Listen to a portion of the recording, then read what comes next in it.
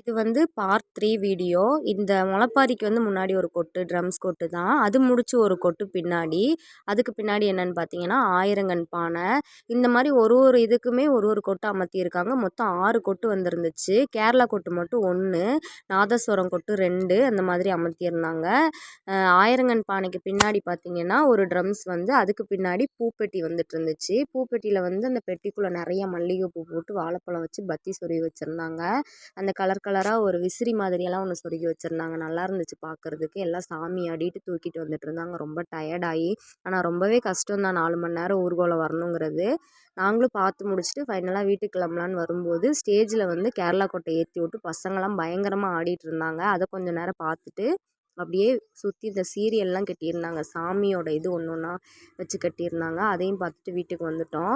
இந்த மாதிரி வந்து நான் வந்து ஃபஸ்ட் டைம் பார்க்குறேன். ரொம்ப நல்லா இருந்துச்சு. நீங்கள் பார்த்துருந்தீங்கன்னா கமெண்ட் பண்ணுங்கள்.